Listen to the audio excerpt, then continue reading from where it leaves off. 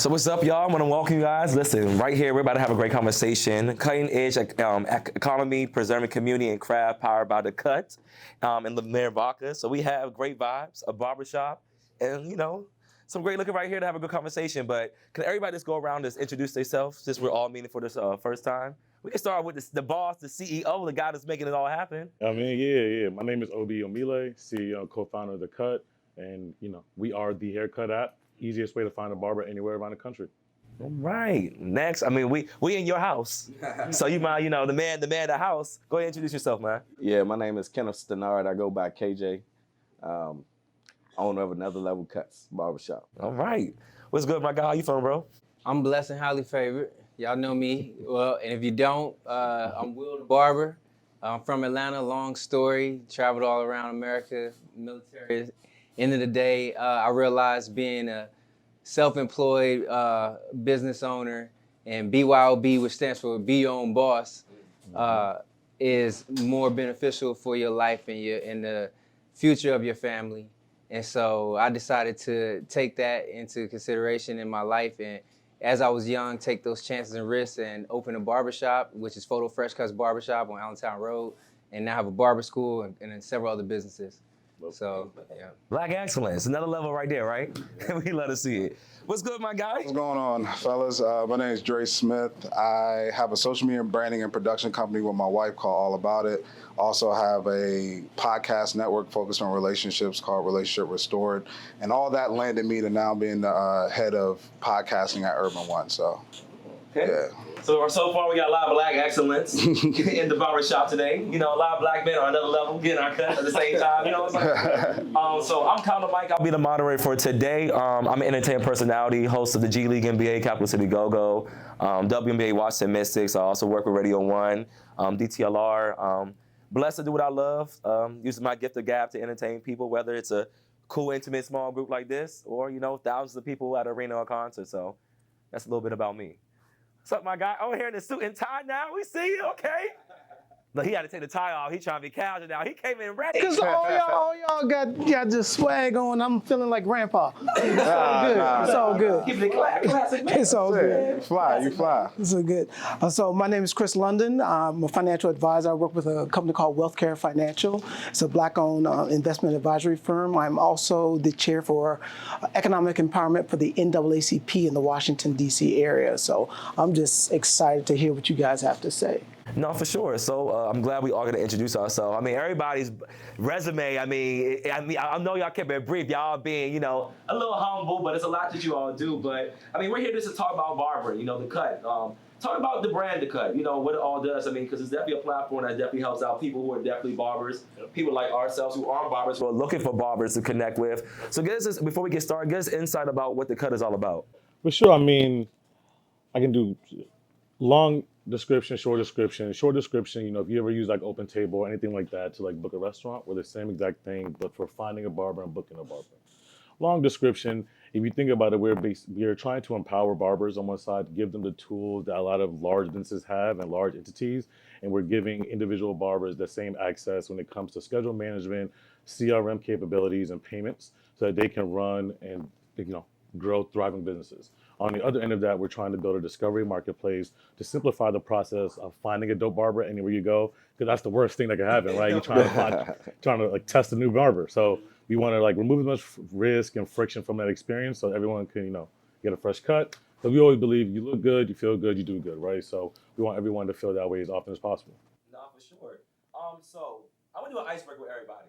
I want to ask you all just a few questions for those who are barbers who are not, but I feel like it'll benefit everybody as well. Right. Does anybody remember their first haircut? Does anybody remember when you came? Of course, we were young guy first, but to the point where you can remember it. You remember you all remember your first ever haircut, and if you can, take us through that moment.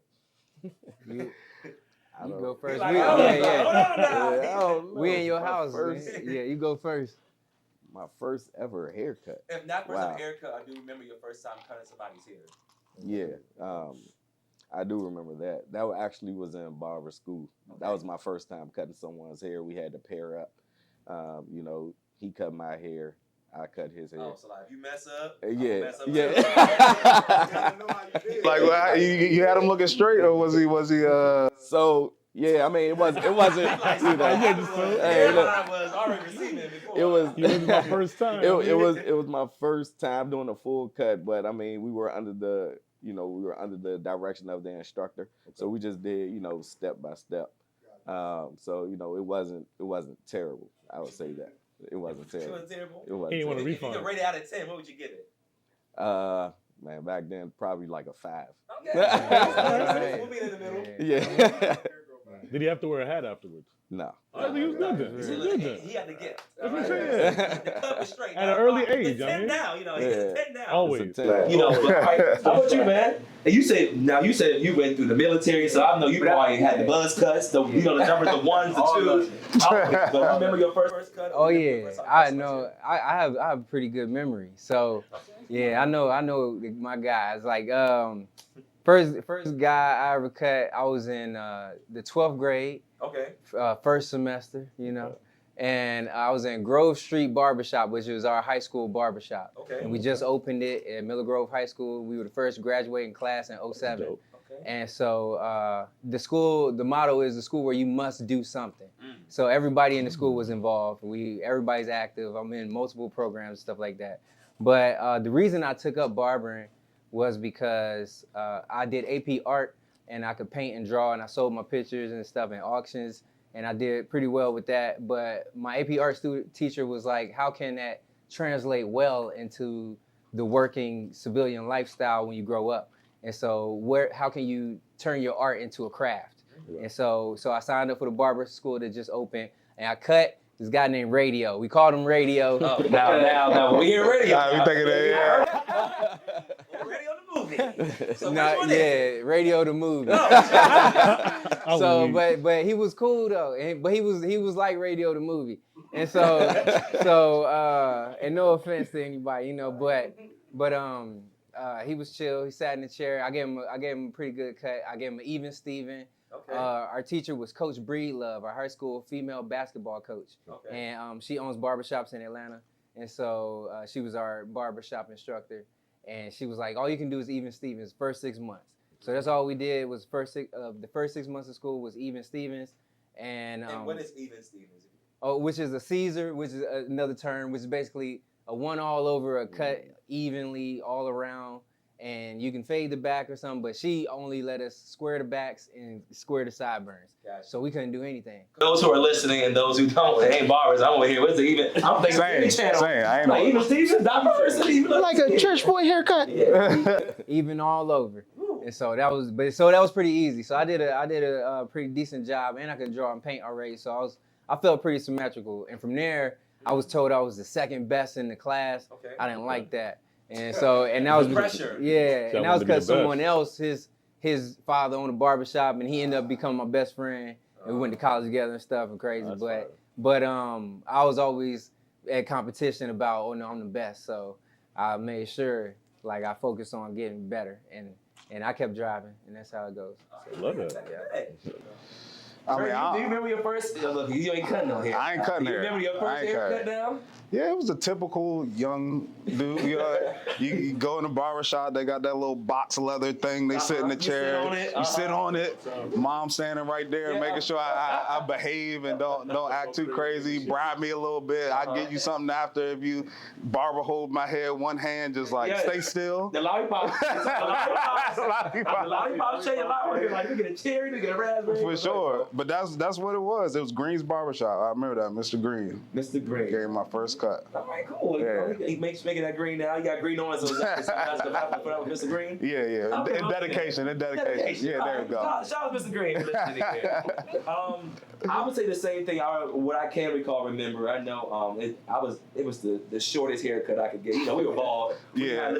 My parents like, just go ahead, shave it down, keep it shaped up, whatever. But I was really an active kid, so. Yes, I remember definitely the firm hand on the head. I was like, I break my skull now, but he like, hold on, stay still, Kyle. They're like, what's this? What's that? But I remember my first haircut was definitely probably the even Steven before I knew what a fade was. Mm-hmm. And then that was basically it. And you always saw the different pictures on the wall of everybody with them fades. I'm like, I want that, but I didn't have no hair, so the even Stevens it was. That's how he did me one time when I went to the barbershop and I wanted waves before I had them.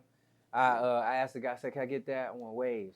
And he laughed me out, man. And that was crazy. I'll never forget it. Shortstop Barbershop on Rockbridge Road. Yeah, I'm gonna call y'all out. Yeah, I'm telling you, I got memory. Hey, yeah, he said that. I said, I want waves all the way around. I want, and this is like probably 1996 or something. I guess I'm whatever. But he's like, he laughed me out. The whole shop laughed me out. Hey, he want waves, y'all. So it's flat on it. Like, here you go, brother, man. Here you go. Yeah, he like, and so he said, you need to go home and brush your hair, go to the beauty supply store, buy a do-rag, brush your hair, 30 minutes tonight, 30 minutes in the morning. I did all that though. I came back, my hair was crazy. I had waves I had waves all the way up till I went to the military and they cut my hair and I had waves in my scalp. That's how much waves I had. And then after that, yeah. Look, you're sprouting from the scalp now, so that's a beautiful thing. But yeah, go ahead and tell us about your first haircut experience. It was 1963. No. Come on. Okay, so the two instances. My first cut was, in kindergarten, you get scissors. Oh, wait, hold on now. Oh, Lord. I need to keep it real. This is a safe space. In your little box, you get some glue, some crayons, and some scissors. And I felt that I could use the scissors. Oh. Unfortunately, didn't turn out well. Then my mama beat me for cutting my hair. Scarred still today. And, so yeah, that was my first one. Okay, well, cut to remember, right? Pretty much. All right. Last but not least. Man. Look, I feel like we all probably had the same very first cut, but the first cut that's the most memorable was probably more of a punishment cut. That I got as a kid. Yeah, no, I think it was worse than that. It was called the Oreo. You know what I mean? A bowl cut. Right at the top, just a little circle patch. Oh, man. Sent me to school. But then after like a couple of days, then it's straight like a zero, right to the scalp. But that was the first cut that was, really memorable. I called him radio at the time, I'm guessing. Tell you what, yeah, I definitely, acted right the next time for sure. So I'm glad everybody's got that first cut experience, whether it was good or bad, a 5 or a 10 or whatever. But I'm gonna do my icebreaker. It's called Never Have I Ever Barbershop Edition, okay? So I'm basically gonna say never have I ever review of never done it. Of course, you don't put your finger down, but if you have done it, you put a finger down, okay? Simple? All right, so we can just do 3 fingers, all right? All right. 3 fingers, all right? Never have I ever cheated on my barber. So if I have, I put it down. Yeah, if you have, yeah. If you're looking. Does it count if they wasn't available? So times get rough, you know what I mean? Like last minute, like what you want me to do? Cheated on the barber. You have an open relationship. You have an open relationship. He couldn't find you on the cut. Then guess what? You gotta go. That's a finger down. Cool. Never have I ever messed up someone's haircut, but sliced it and said it was the best. Can we get a story? Can we get a story? Can we get a story? I just know that's happened, I'm sure it's happened before. Yeah, some things I don't remember. That's his ring finger, so he buried to the game, right? All right. Okay, let's see. What's a good one? Never have I ever lied about not coming to work. I'm confused. What you mean? So like when you didn't, like when you was an appointment, someone showed up, you like, man, I can't make it because you lied about it. I keep it real. Okay, you alright. But I'm sure, we done lied. Yeah, everybody Everybody done a little lied. white lie. You ain't even have to. Like, you could have said the truth, right? True will set you free. Yeah. Never have I ever accidentally cut somebody by cutting their hair, or cut myself by trying to cut my own hair. Cut yourself. Or cut somebody cutting their hair. Oh man. I've been cut before. Yeah, I've been cut before. I shaved off half an eyebrow trying to do a slit like back in middle school. But I did that too, man. I mean, you had some choke. Was it their fault or your fault? Were they moving? Oh no, it was mine. I was self-inflicted. I tried to do it myself. Oh, Terrible. Shouldn't have done that. Bad decision. I didn't know my hair follicles start over here. I lined it over here and the rest fell off. I was like, okay. Yeah. Eyebrows take a minute to grow back. yeah. Okay, let's think of it. Does anybody have another never have I ever? Anybody have one? One more. Let's see. Let me think of a good one. Let me think of a good one. You want me to think of one for barbers? Yeah, go ahead. What you got? What you got for the barbers in the hot seat right now, you know? Turn my clippers off at least 2 times during the cut to explain a point. Ooh.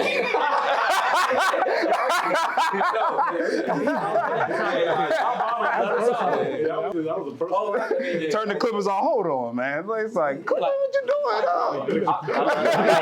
All had that one barber. Story. Yeah, so they answer a phone call. You like, hold on, bro. It's been like, you don't even talk about the game. No, man. But I'm like, you get mad at me. I need you to cut my hair. Like, I don't care. I'm on my barber side no matter who. You already know barbershops. Everybody gets to the heated argument. For sure. I'm on my barber side no matter what it is. But until this shape up is done, you are always writing my book. No matter what it is. But speaking about barbers, you know, you talk about barbering school. And one of my barbers, actually, I went to him again. Shout out to Josh for that cut. So I have 2 barbers, actually. My cousin Dara, she has her own barbershop, BB and Locks, basically that's located right here at Capitol Heights. And she started out cutting my hair. Been helping her out when she was in barber school. I remember she gave me a mohawk right in my basement. It wasn't the best, but yeah, it was like I was trying to do something different. And also shout out to my guy Josh, Finance Cuts. He actually started out, we went to Suitland High School. So I went to Suitland High School and we had programs in our high school where we have a cosmetology program, a barbering program, where you could actually get your certification and license when you do graduate from school, and been locked in with him since. But the beauty of him having the opportunity and like the funding to, you know, or a foundation being funded to help him out with a program to get his barbering license and get his stuff together, and also get his license to become a professional barber, and help him out a lot. And as we all here talking, you know, we all talking about our favorite barbering experiences, ownerships, but I know it's a main topic that's going around with the Department of Education in regards to the talks of funding when it comes to barbers and cosmetologists. You know, people are talking about whether it's, you know, they're not getting funding through financial aid, through the fund yourself to, you know, become barbers, to matriculate in the career as barbers, or just getting an understanding of what the Department of Education is doing in regards to the funding of barbering school and cosmetology as well. So we had a great conversation before we got on camera, and I didn't want to talk to you too much because he was talking about a lot. So what are your thoughts on what's going on, you've been hearing about the process of what is going on with financial aid with the Department of Education? People say is that being funded with barbering, or, you know, it is funding, but it's just a certain curriculum that has to be done to make sure it meets both ends of parties. Well, what I first want to say is that the current administration is really looking out for the average Joe. We've had former administrations that haven't really looked at the average American, what they can do, what they can't do. Education has been a heavy burden on a lot of people. So the current administration is looking at Department of Ed and saying, how can we make this not so heavy for the student after they get out of school? So what they've done is made several proposals on for-profit schools to say, okay, if your students aren't making, or better yet, if half of your students are making less than or the same amount as individuals going just through high school, then we need to reevaluate student loan situations. We need to create student loan situations where in which the financial burden is not so heavy, where in which 8% of a graduate's income goes towards the student loan or less, or 20% of disposable income. And so what most people don't understand is that this is great for the individual going to school trying to learn how to cut. In this area, it costs about between $16,000 to $20,000 to go to cosmetology or barbering school. So that's a car. And so are you paying heavy on that car as well as paying heavy on an automobile that you got to use to get to work? And so the administration is saying, okay, let's pull back the veil and let's make sure that these for-profit schools are transparent in how they're dealing with their money. Because a lot of for-profit schools would take people's money and no one would graduate. And so that's the big piece that this administration is looking at. Not saying that it's good or bad. It poses several challenges. It could possibly dry up the amount of money that individuals are getting going to barbering school. It could possibly do that, but I don't think that it will. it could possibly provide the opportunity for people to start looking at their coins. And I think that's what a lot of people are not doing. They're not looking at, okay, why am I going to school? If I'm going to school, what's my number? And I tell this to college students as well as individuals that I teach financial literacy to. What's your number when you go into a program? What's your hourly rate? What's your annual rate? And are you going to get there?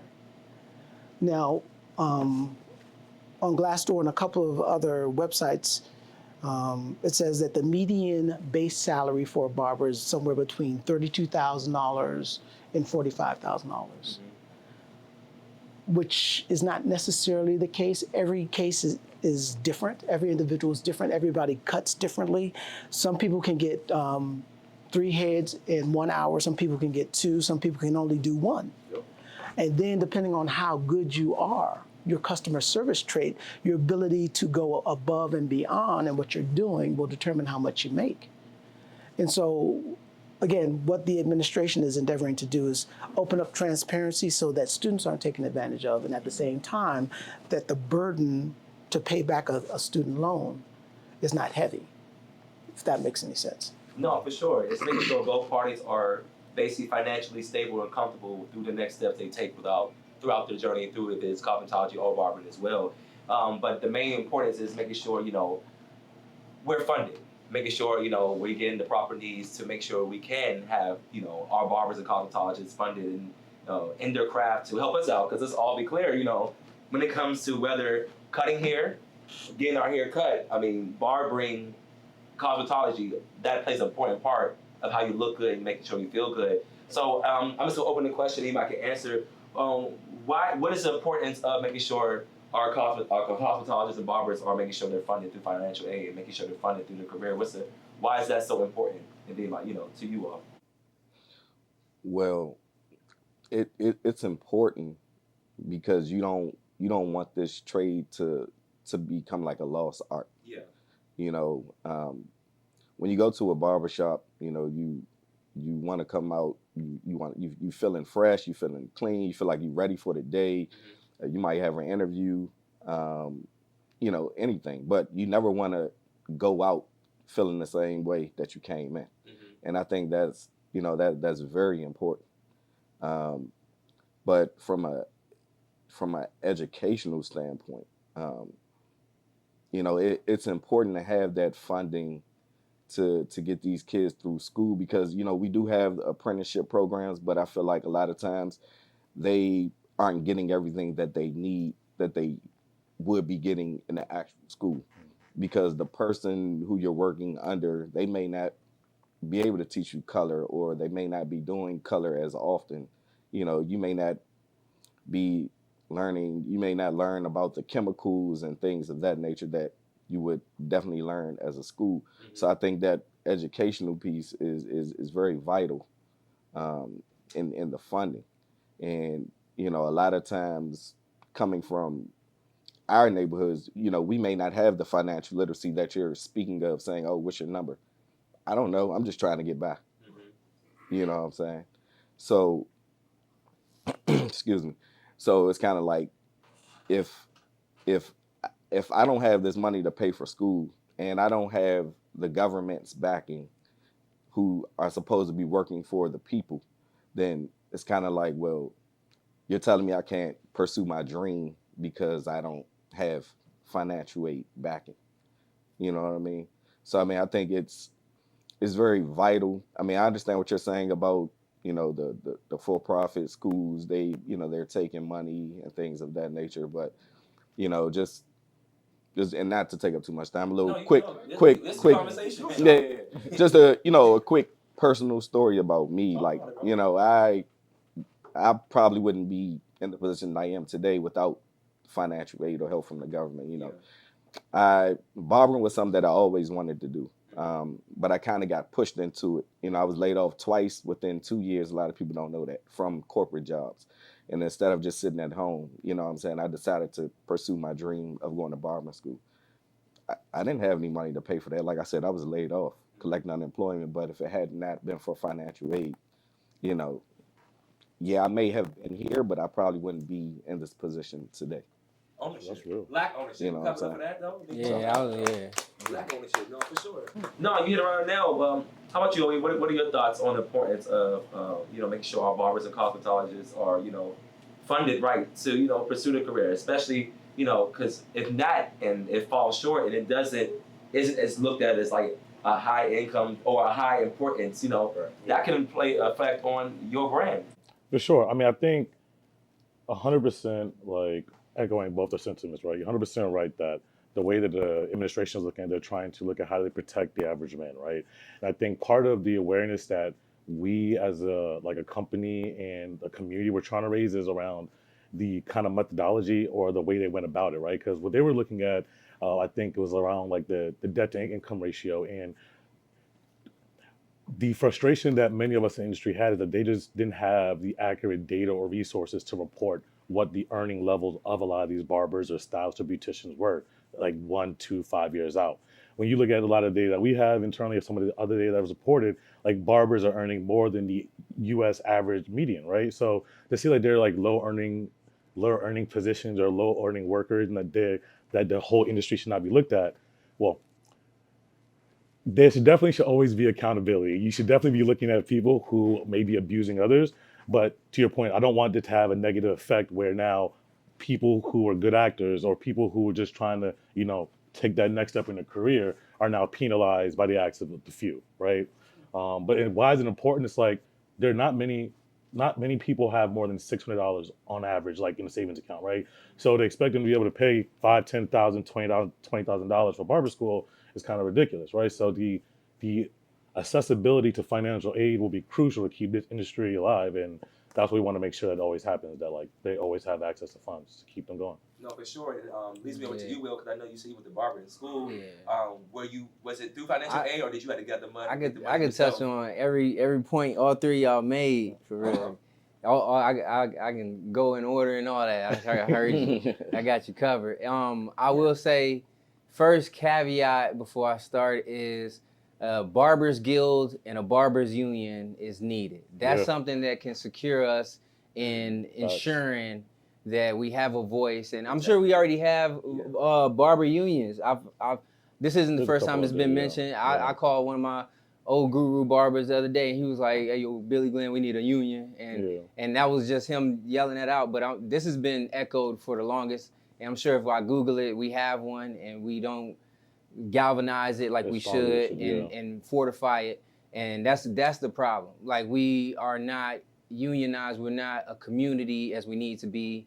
When we sit down as barbershops inside of a city, I'm in Fort Washington. All the Fort Washington barbershops came together, and we set prices for the shops and everything else. And we said, this is what we expect for all barbers that come in this city. They need to have a license. They need to go through the schools and whatnot. That from there, we would be setting a standard. And now we can start providing things that are expected and mandatory and is already mandated by law. And so we can just follow that aspect. But moral of the story on that one is that they go over our budget as well. They go over every budget, everything that gets money allocated to it every year for everything. And it goes on a federal side, and it's on a state side, it's on a county side, it's localized, it's down to if you're doing it in your house, then you're successful, right? So they do a budget. And at the end of the day, when they look at the numbers on the barber board and the barber cosmetology, and they see that this year we had 4,000 barbers, but last year we had 3,900 barbers. That's horrible. That means we only had 100 barbers like pass in this past year. But then we'll look at the stats of how many barbershops we have, and then we might have 3,000 barbershops, right? And so, but we have 3,000 barbershops. Hold, let me say it better. We might have 3,500 barbershops. So now that means we have 3,500 barbershops, but 3,900 licensed barbers. Like, so numbers aren't adding up. It means most of these people, so that's where it's hurting. And it's how can we enforce this without infringing or hurting our businesses as well? Because for me to enforce that, well, not me specifically, but for a barbershop owner to enforce that, you would have to probably, you know, tell your barbers they need to go to school or they need to be an apprentice. And if you're not a master barber, you can open a shop without being a master barber. So if you're not a master barber and you can't help them get their license and teach them and they go take their test, and that goes into what you were saying. So the first part was now like what you were saying as far as that, my concept of the school that I have, Photo Fresh Academy, is I have a staff of master barbers. So my staff of master barbers are my barbers from my barbershop. So I've had them for 5 years, and I've been working these guys into everything they know and all that stuff, and they got their master barber license. So as we've opened the barber academy, we can have 3 apprentices under each of us. So as I have like 4 master barbers, we have 12 students. Which holds accountability. As we Yes. talked about. And so, and we have class Tuesday through Thursday. We have observation day on Saturday, which is they watch us in the barbershop and learn. And then they have cut day on Sunday. And I go through bookwork. I give them assignments. They have homework tonight. All they turn it in. It's easy. It's a fast track program because they are grown adults who need to get back to their lives. And also the biggest aspect, which I haven't spoken on yet, is finance. Right? And so with all of this, I haven't mentioned finance at all, right? Because there is none. And because this is an apprenticeship program. In an apprenticeship, the master barbers are supposed to teach students for free. And they're supposed to use your equipment and cut at your station. So that's why I had to open a separate location for my master barbers to be there, and we can teach the students at those stations, and then they can go home and get back to their regular lives and stuff. The way we make money to sustain the business is we do memberships to people in the community. So it's $30 for adults, $20 for teenagers, $10 for kids, and that's all month long. So you can come keep getting your hair cut all month long for $30. So and that you already know that beats all the prices out here. Like so, Like what you do, you're a unicorn. You're a unicorn, and so the unfortunate happenstance is that a lot of the bigger companies, like Grand Canyon University and these things, they're being lumped in with you guys. And that's not fair. It's not fair to this industry. It's not fair to you. But they're saying, okay, these for-profit organizations are gouging people and taking advantage of VA loans and things of that nature. That's really where it's coming from. It's a lot of stimulations and criteria to getting financial aid. For one, you can't have a standalone building. That's kind of wild. Like, it's a long story with that. Like, but think about if you had your own building, why can't I make it a school, right? Schools are standalone buildings. So, but it's a long story. It's a lot of rules and criteria. It's a lot of money you have to have already on its capital, and as well as you have to operate the school yourself and fund the students for like 2 years before they start providing financial aid. Right. And it's so many things that if you're a small business owner, you cannot provide that. Yeah. Like if you're starting up, you can't do it. So that's how they have that in to get in right away. So like we said, funding is definitely the key thing, because then you talk about enrollment, lower enrollment. The lower enrollment could stop the progression and expansion of future barbers and cosmetologists. And Dre, I know you're not a barber, but we're in the industry. And when it comes to barbers, when it comes to people to keep us up, this is Mr. Shea Moisture right here. This guy, come on now, the beard, he did something. I'm jealous. Y'all got beards. I'm over here trying. But when it comes to the enrollment rate possibly being low because of funding with barbers and cosmetologists, how can that affect us as influencers in the media or people who are in the media who need this upkeep to get these brands going, to get these images going, like Shea Moisture and just a few of you. I'm up here, my brother's flowers now. Come on now. I appreciate that. No, I think it's just important, just in general, everything that you guys said. And like I said, I'm not a barber, but I do understand the importance. And I think it first starts with education, right?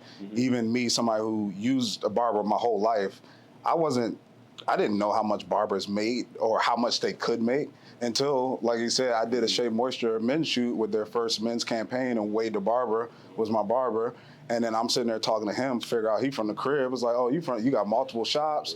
And then he's talking about the hair units and like all these different things. And I'm like, oh, you making bread, like you making money. Like I had no idea you can make that much just from being a barber. So it first starts with that education, I think.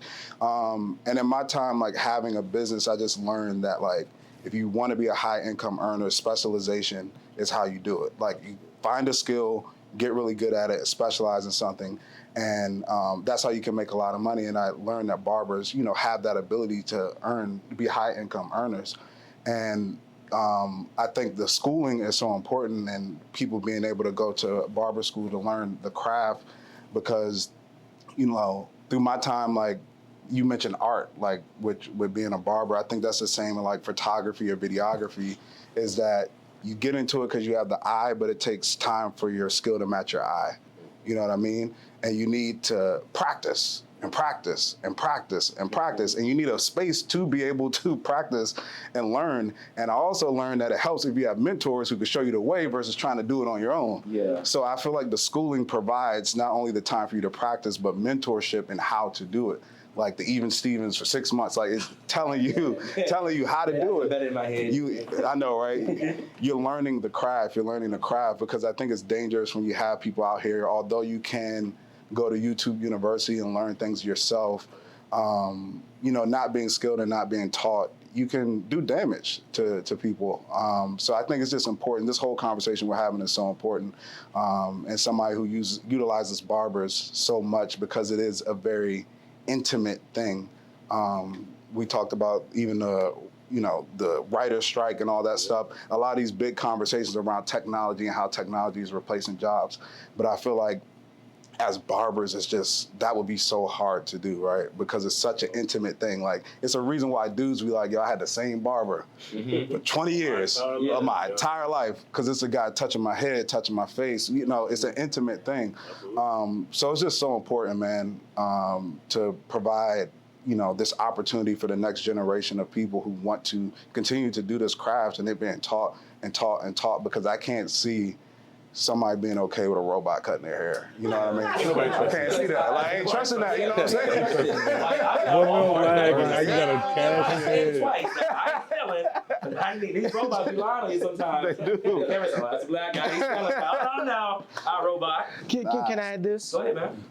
So barbershops, just like churches, are the seminal place where we go to meet, greet. It doesn't matter how much you make, how much you don't make. It doesn't matter if you know sports, you don't know sports.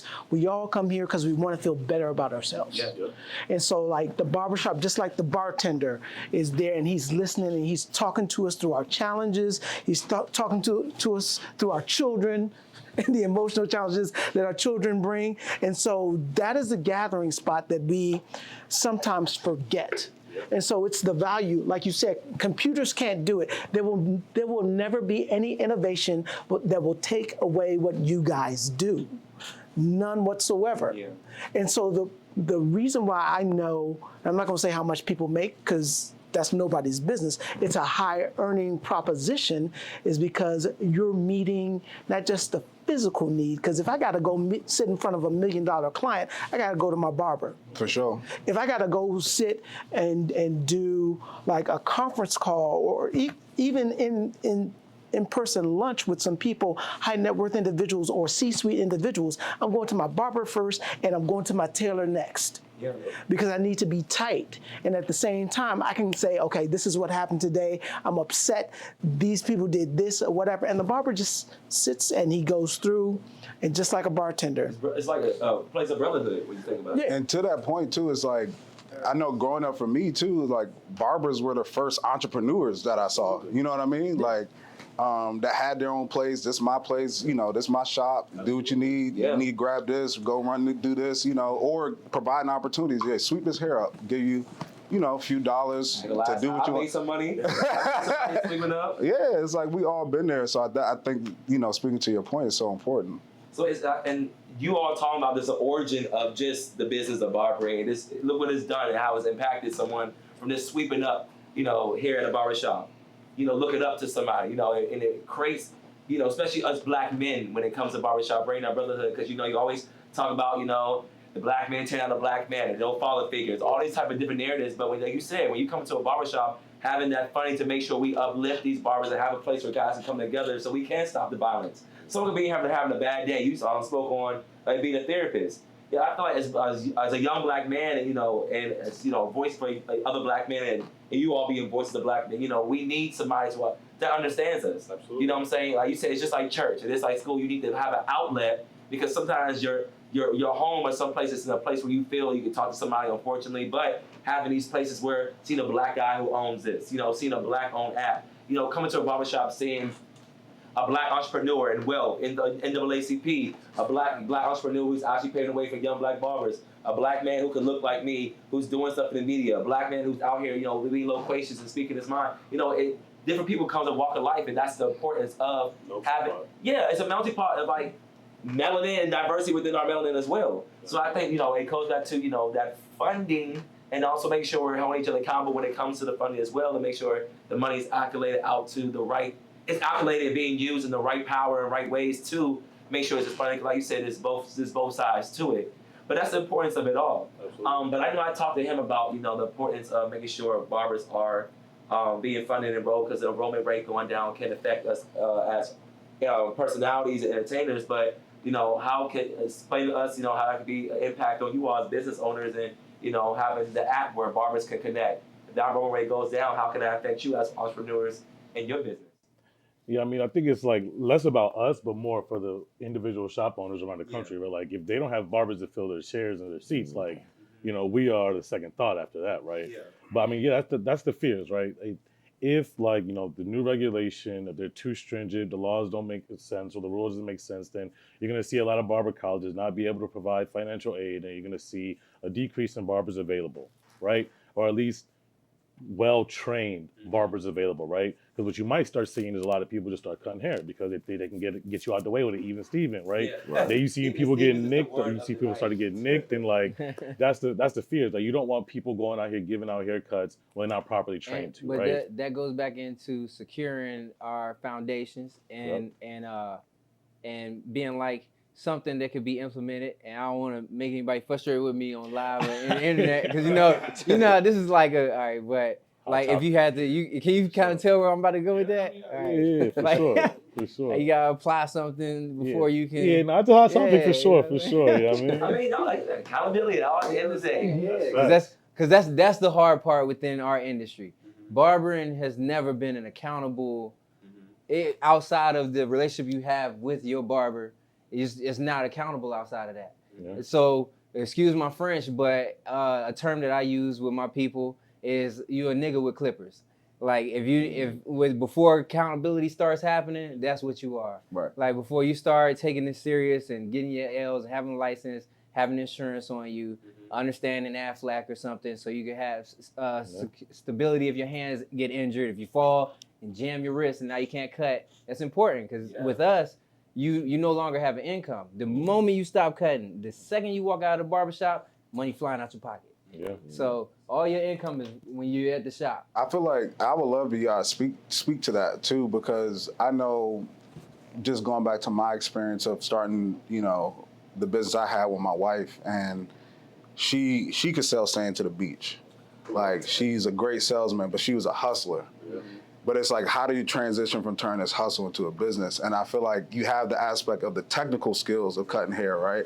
But how do you get people on that business tip? Like, how have y'all done that with the barbers that you had under you, trying to educate them not only on the technical, but the business side of barbering too? So I have an entire SOP with standard operating procedure. I tell you, I was in the military. I hate it. You brought I that. That structure. You gotta bring that structure. Not on one, they doing like 30 push-ups.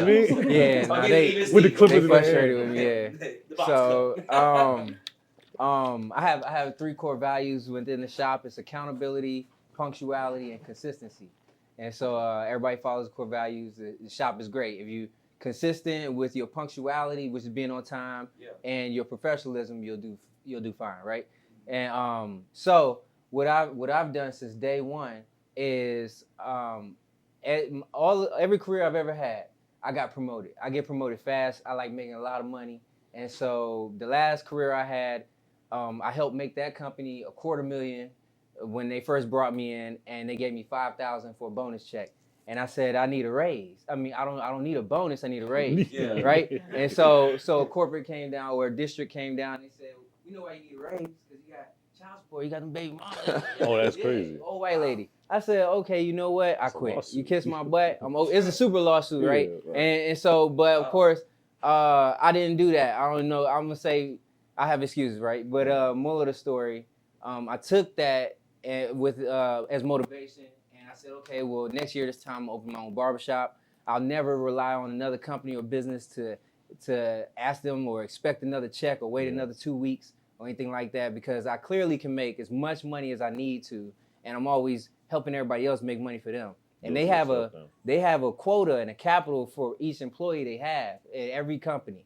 So you need to make them $350,000 a year, $200,000 a year. If you're not making that, that's why they have caps. That's why you fire people. So going back to it, long story short, because I opened the shop and I said I want to have a hierarchy structure, promotional rate, and everyone can grow in the company. But this is the beautiful part about a barbershop is you are also 1099 your own boss, right? So at the same time, I can't hold you back from nothing. So as much money as you want to say or much money you want to charge or however you live in your life, you can do that. You can do that as long as you handle the what the shop is requiring. But my point is I have a manager, I have an assistant manager, and as we opened the school, that they became master barbers. They came over, they're instructors now, so they're starting to get a check. Then as I'm opening the next shops, they're the managers of those shops, and so they get paid. There's no booth fee, and it rotates like that. So the next people that come out of school, they go into the shops, they promote up, they become the managers. They don't have any more booth fees. They get paid a check to operate the company, and we keep going. And so I have a board.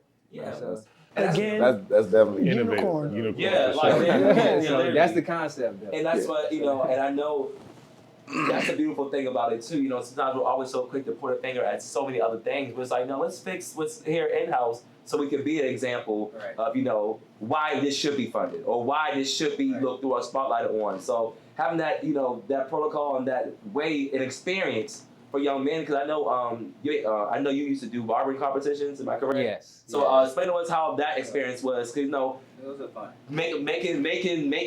having your platform, giving young people experience, that's something out there to help people as well. Create opportunities for young black barbers, young women barbers as well. Because let's give a shout out to the women barbers out here doing things too. I love the diversity when it comes to barbering as well. It's not just, it used to be an all black man thing, but the women out here doing their thing as well. Carpentology. My hair is braided from a black woman. Yeah. I'm sure your locks, making sure your stuff from a black woman. Together. But we all looking good getting our hair cut for a woman, we all love diversity, we love.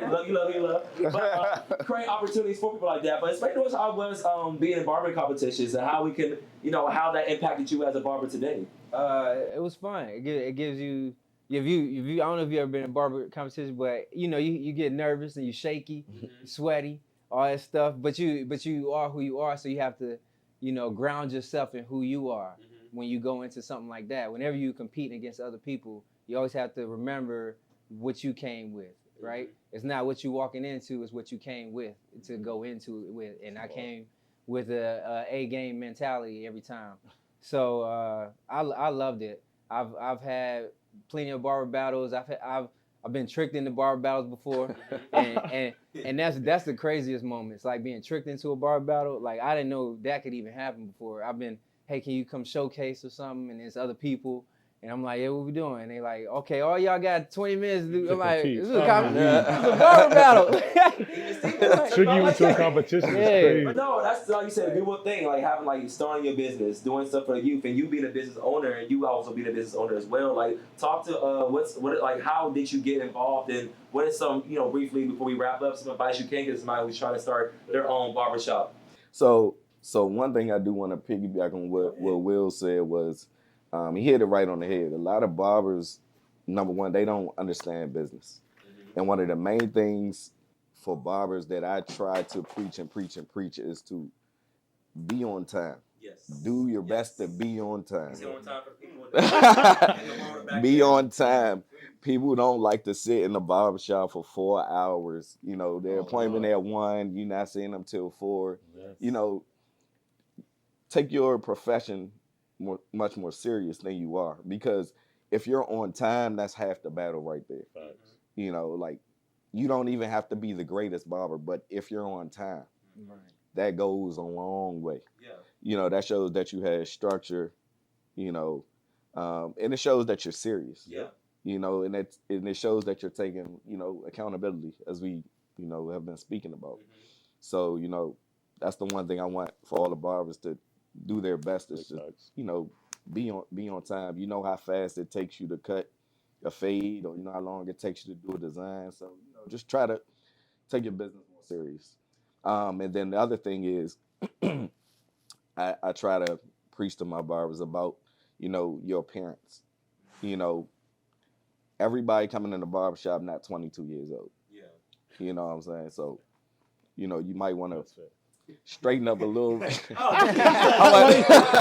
use the baby boomer now. Come on now. I'm dead. No offense. You're like, dang. But, you know, a certain person is going to be attracted to, you know, a certain way that a barber looks. Yes, you know what I'm saying? So, like this guy, he's well put together. You know, he may walk in, he may not want his barber pants to be down at his ankles. You know what I'm saying? He may want somebody who has on the polo. And I'm not saying you got to do that every single I'm just saying, if his pants around his ankles, I can't trust him. just putting that out there. Liability. All right. But no, I mean, you know, I try to get my appearances, everything. But like what I personally try to, you know, just lead by example. You know, a lot of barbers, mostly younger barbers, they don't like to get up in the morning. Yeah. You know, 8 a.m., And now the 7:30. vibe has gone from 12 to 5. Yeah. Crazy. You're like, that's lunch. I said, we just woke up. My God. They come in the shop at 1 o'clock, and I'm like, man, we about to close the company. Exactly. You know what you're doing? Yeah. You know, but you know, just try to be more serious about your business. And, you know, also, I think you kind of alluded to it. The funding is hurting because it isn't that barbers are just making 40,000. That's just what they reporting. Right. These barbers are getting paid. Yeah. You know what I'm saying? Don't. Yeah, we stepped that. We're not gonna tell in the them. room. We're not gonna tell them. This, But yeah, get a live this, Patreon version, you know what I mean? But no, it's a very lucrative industry. There's money to be made. Haircuts aren't $10 anymore. Those days are long gone. I feel like barbering is probably the last industry to catch up with the times. Yep. If you could remember back, Or to be reported on the times. Yeah, that too. But Right. we probably were paying $10 for haircuts for like 10 years. Like I don't know no other industry where you're gonna pay No the same inflation, price. Yeah, no inflation for 10 years. Like George. So let me just add into this. This is just bringing it multiculturally. We've enjoyed our community, but if you step into other communities, them Bamas, no offense to the Bamas, is paying $50 and $60 per cut. No tip involved. Yeah. And so like you said, we're catching up. But knowing your value. That's why I feel like apps like theCut really help black barbers as well, because I remember them days you walk in, how many you got, and you just sitting there like waiting for him to finish his two, you know, or you try and call the shop first ahead of time, like when I was younger. But now these apps is like, all right, 1 o'clock, boom, get in, get out. And I feel like not only does it help the patron, like the person who's coming, but the barber is like you can start to kind of guesstimate how much you're gonna make, start to forecast what this look like, take some time off, cut more heads this day versus that day. So yeah, things like that. I talked to my barber before I got here. I was like, you know, I do have slow days, bad days. He said, you know, through like being on like barbering apps and having like a structured foundation, it helps him out.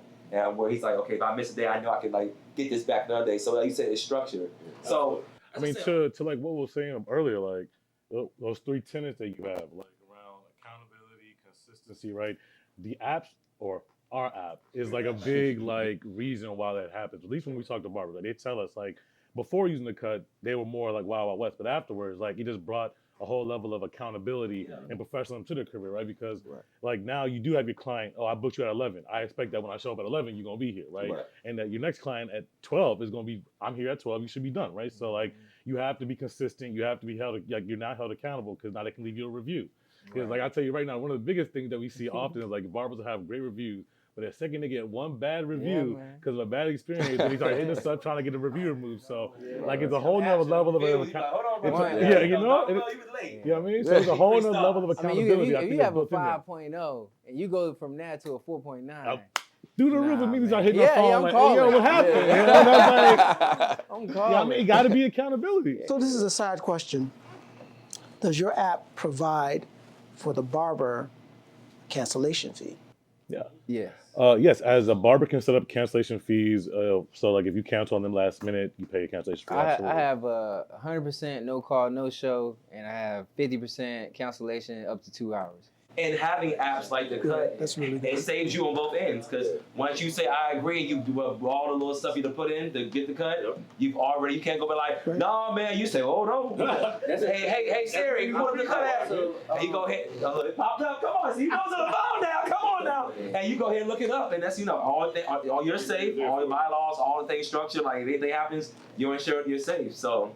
I'm so happy we're able to be in this safe place. Shout out to Another Level Cuts for this amazing sit-down discussion with the cut. Real quick before we do end, can we just have everybody go around, say your name, a fun fact, and shout out to your barber. You know, something different. So give me your name, a fun fact about you, what you got going on.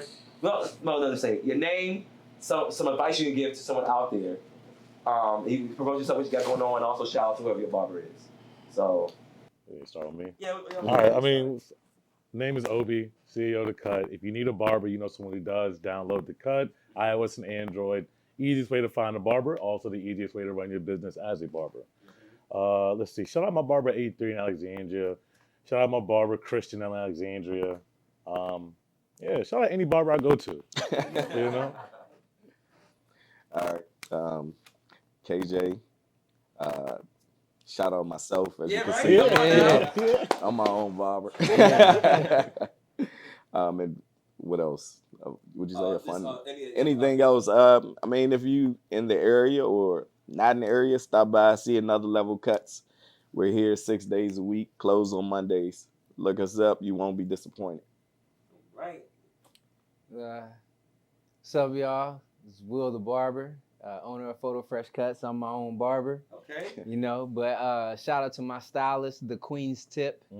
And shout out to my shop's manager, Quan.Cuts with a Z, Migo Baby with 3 Ys, One Stop County. That's all my barbers. Shout out to Disc Cuts as well.